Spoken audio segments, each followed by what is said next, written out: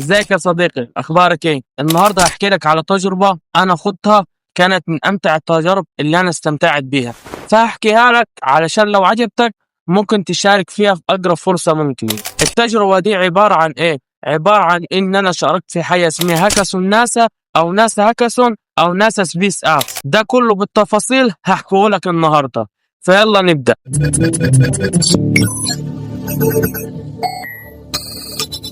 اول حاجه هي مش مسابقه، ولكن هي عباره عن هاكاثون. طيب يعني ايه هاكاثون؟ هاكاثون يعني انك تعمل مشروع من A to Z، من الالف للياء، كله جوه المكان بتاع المسابقه. يعني انت مش بتحضر المشروع قبلها باسبوعين ثلاثه في البيت وبعدين تروح تقدمه، لا، المشروع كله بيتم جوه المكان بتاع المسابقه. بتقعد ممكن 8 ساعات، 12 ساعه، اسبوع، يوميا، على حسب الشروط والمكان بتاع المسابقة عامل ازاي. في الفترة دي كل المتسابقين بيبقى ليهم نفس المدة ونفس الوقت ان هم يشتغلوا على المشروع. ودي فكرة الهاكاثون. الهاكاثون انك انت تشتغل على المشروع من البداية للنهاية جوا المكان بتاع المسابقة في الوقت المحدد. جميل جميل. طيب يعني ايه هاكاثون او ناسا سبيس ابس؟ دي مسابقة عالمية عاملاها وكالة ناسا.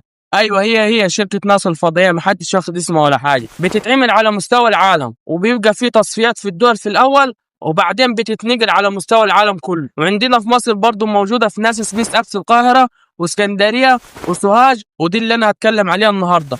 في المنوفيه وفي اسيوط وفي الاقصر تقريبا بيبقى في اكتر من مكان في مصر للهاكاثون علشان تقدر تشارك. ولو المسابقه مش موجوده في المحافظه بتاعتك تقدر تشارك في اي محافظه تاني في مصر. المهم انا شاركت في ناس سبيس ابس سوهاج، وكانت بتتم جو اكاديميه ركاز. لو انت من سوهاج وهتشارك السنه دي، فالاكاديميه دي خلف الاستاد بتاع سوهاج. المهم الموضوع بيمشي ازاي وازاي انا قدمت. ركز معايا. تعال نبدأ نحكي الشروط والناس اللي قدمت وازاي انا قدمت السنة اللي فاتت. قدم السنة اللي فاتت حوالي 110 شخص بعدد تيمات 22 تيم او فريق. في البداية اول حاجة عشان تقدم للهاكاثون ده مش شرط انك انت تكون في جامعة معينة او سن معين او كلية معينة او محافظة معينة. مفيش اي شروط للتقديم. يعني كان في تيمات شباب من كلية حاسبات وزراعة وبيطري وحقوق وتجارة، وكان في تيمات ناس من ثانوي، وكان في تيمات ناس متخرجة، وكان في أطفال. التقديم للتيم بيكون من 2 ل5 أفراد، وممكن يكون ال5 مختلفين عن بعض، ممكن يكون كل واحد منهم من كلية مختلفة عن التاني. وفي برضو إنك أنت ممكن تكون فردي. المهم تلاقي الناس اللي فاهمينك وفاهمهم وتشتغلوا مع بعض. احنا كنا 5 بنشتغل مع بعض، وما فيش غير انا وواحد كان معايا من نفس الكليه. المهم على الويب سايت بتاع ناسا سبيس اب سوهاج بعد ما تكون سجلت بياناتك وبيانات الفريق بتاعك بتنزل حاجه اسمها تشالنج او تحديات. والسنه اللي فاتت كانوا حوالي 21 تحدي، فانت بتختار واحد فيهم وبتدور على حل المشكله دي. طيب التحديات دي بتبقى شبه ايه؟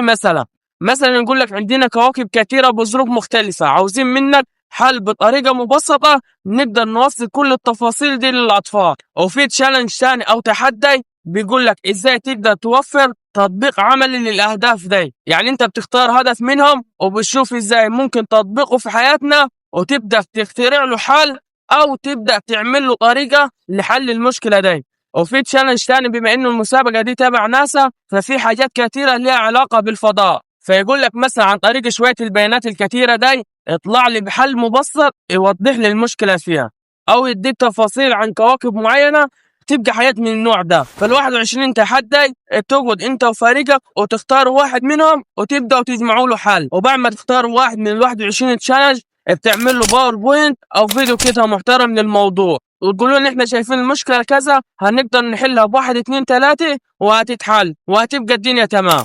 المهم بعد ما رحنا للمكان اللي بيحصل فيه الهاكاثون اللي هو أكاديمية ركاز، فضلنا شغالين لمدة 48 ساعة، لمدة يومين حرفيا، نحن وشغالين على المشروع اللي قررنا نحل. طيب الحل بيكون عبارة عن ايه؟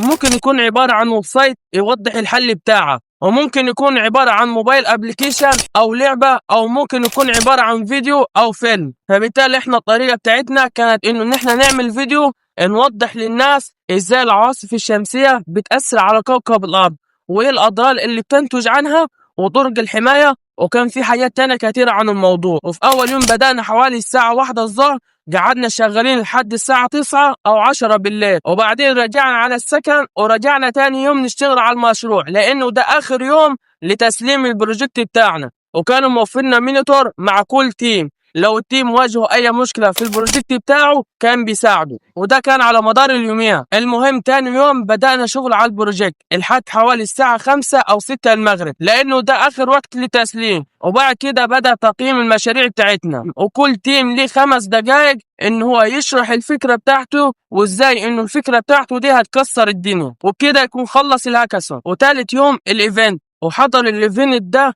عدد كبير جدا من الطلاب، وبدأنا الإيفنت بقراءة القرآن. وبعدين طلع الدكتور معتصم والدكتورة مارينا والأستاذة سمر ودول المسؤولين عن ناسا في سوهاج، وبدأ يكلمونا عن المسابقة. المهم في اليوم ده حضر الباشمهندس أسامة الزيرو والباشمهندس وائل صبري، وطلع الباشمهندس أسامة الزيرو في مجال البرمجة وأعطانا فكرة عنه وعرفنا يعني إيه برمجة. وبعدين طلع الباشمهندس وائل صبري وعرفنا يعني إيه ريادة أعمال وإزاي تكون رائد أعمال ناجح. وبعدين كرموا التيمات الأوائل. بصراحة كان يوم جميل جدا. المهم من التيمات اللي كسبوا في ناس اتأهلت إن هي تروح وكالة ناسا في أمريكا، فالمسابقة فعلا ممتعة جدا وهتستفاد بكل المقاييس. وبس، ودي كانت تجربتي في ناسا سبيس أبس سوهاج، وأنا رشح لك إنك أنت تشترك فيها. هي بتفتح حوالي في شهر 9 من كل سنة، ولكن في سوهاج السنة دي مستمرة على مدار السنة، فانت شارك من بداية السيزون. وبس كده، ودي كانت كل حاجة بالنسبة لفيديو النهاردة. وما تنساش تعمل لايك للفيديو وسبسكرايب للقناة. سلام. ثواني قبل ما تمشوا، انا بصراحة عندي كلام اكتر من كده يتقال، بس عشان مدة الفيديو وانا تعبت بصراحة. يلا سلام.